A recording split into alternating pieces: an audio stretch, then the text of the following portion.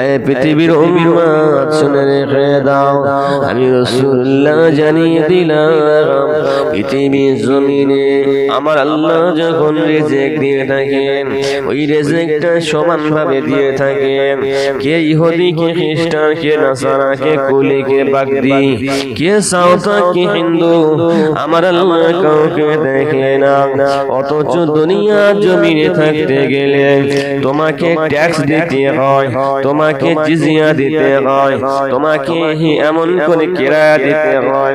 কারণ দুনিয়া জমিনে তুমি যে এমন করে তুমি যে মালিকের ঘরটাকে ভাড়া নিয়েছো ওর ভাড়াটাও ঠিক মাস পেরোলেই তোমাকে দিয়ে দিতে হবে।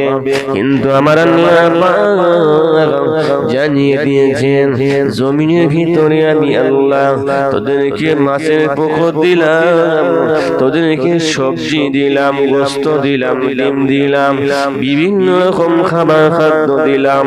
তারপর আমি আল্লাহ পাক তোদের থেকে একটা টাকা বলতে ট্যাক্স নেই না। তোদের কাছ থেকে একটা টাকা ট্যাক্স নেই, সব ফ্রি করে দিলাম। অথচ ফ্রি সব কিছু পাওয়ার পরে আমি আল্লাহ আমাকে তোরা কিভাবে ভুলে গেছিস? আমি আল্লাহ আমার কি তোরা মানিস? আমার নবীর জীবন আদর্শকে তোদের ভালো লাগে না?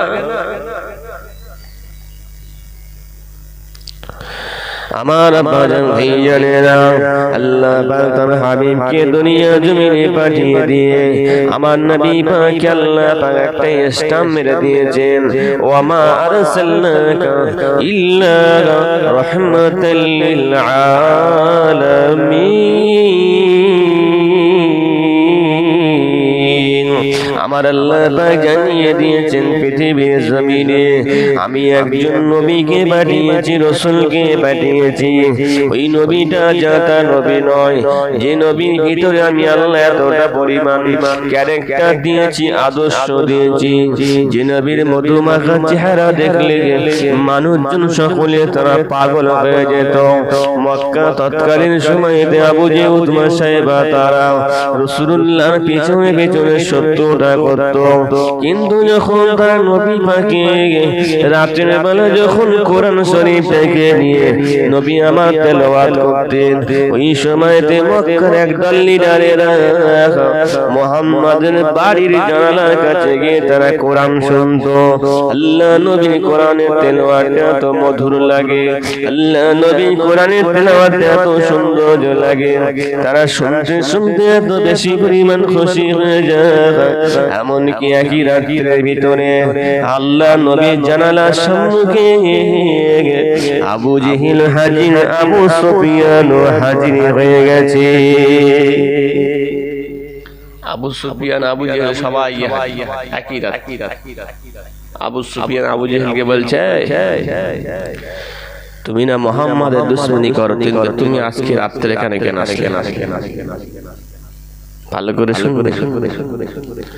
আবু সুফিয়ান আবু জেহেলকে বলছে, আজকে রাতে তুমি কেন আসলে? কেন?